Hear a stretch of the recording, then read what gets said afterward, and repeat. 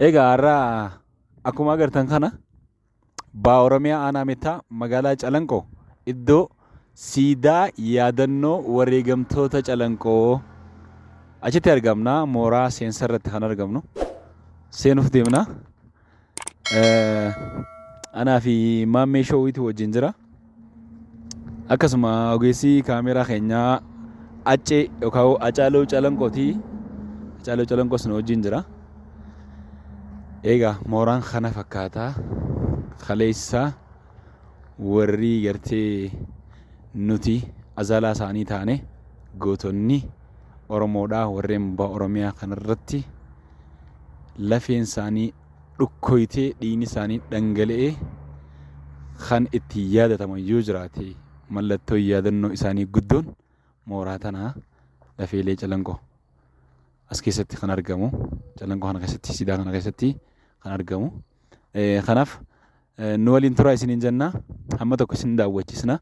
Har'a kutaa tokkoffaadha. Xiqqaatus hamma tokko isin daawwachiisne. Sanbooda immoo kutaa lammaffaa fi sadaffaa itti fufaa yoo jettan haala har'arra fooyya'insa qabuun kan isiniif itti fufnu tahaa. Garuu yaada keessan barbaanna as jalatti yaada nuuf kennaa. Akkanatti aadaa keenyaan faayamnee eenyummaa keenya mul'isneeti nutis eenyummaa keenya kanarraan tana nuti mul'isnee itti fayyadamu jiru kana akka jiraatuu fi akka turuuf kaleessa isaantu sababa ta'e. Ifa irraa harkaa jirru kana arguudhaaf kan sababa ta'an isaanii akkasumami maal jettan mee maamee asirratti?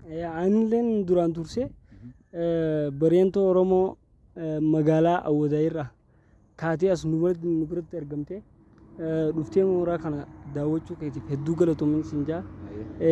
Asumaan mooraa kan daawwachiisnu ta'a nu faana turan jaan.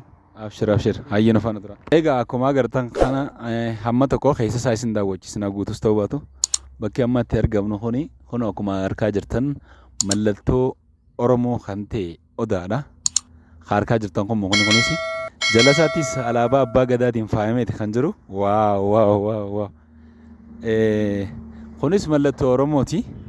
Kunis ammoo alaabaa abbaa gadaa jechuun alaabaa Oromoo mara walii galchuu alaabaa jaalatamaadha.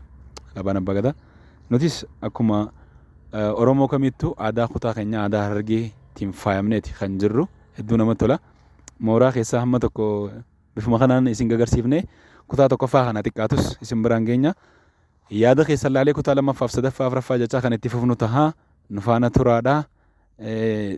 Aanaan meettaa waan baay'ee qabdi keessattuu yeroo dhiyoo as maammee shawwii fi Acceen Calanqoo waliin ta'uudhaan waajjira aadaa fi turizimiitis gargaarsifatanii hamma tokko godoota garaagaraa goda hambaalee seenaa kan garaagaraa kan wanni hedduun keessatti mul'atu nu daawwachiisaati kan turani. Egaa aanuma kanatti argama wantoonni san hundinuu akkasumami Akkasuma wallahi. Aanaa meettaa dhuftanii wantoota hedduu kan duraan beektan caalaa waa hedduu arguu dandeessan waa hedduu daawwachuu dandeessanii. Aanaan meettaa hedduu waan baay'ee kan duraan qabu addatti horachaa jira namaatu duraan siidaa qofaan beekama. Amma immoo godoota sammee tokko filamamee keessaa yaadachiisa. Holqoota baay'ee jira gaa holqa lukkichaa, holqa buttichaa. Holqoota garaagaraati kan mul'achaa jiru. Dhugaa dubbachuuf alaala irraa gullaalee dhiiroo bakka biraa irratti dalaganiiti aanaa meettaa jaalachaa dubbachaa jiramu. Aanuma meettaa keessaa kun as beejiin dinqisiifadhe hedduu namatti tola. Kanaafuu iddooleen daawwiif tolu baay'eetutu kan duraan ture mooraa kana qofa osoo hin taane mul'achaa jira. Gama aanaa meettaa yoo dhuftan bakkoota garaagaraa daawwachuu dandeessan isaanii waliin taatanii. Manni kun akkaan kanaa dura odeeffannoo dhagahee fi adda baafadhetti mana 5 tokko guddaadha walakka isa irratti argama. Tokko ammoo 4 ammoo naannoo isaa isaarra jira. Akkasii warri naannoo isaa isaarra jiru kun 4.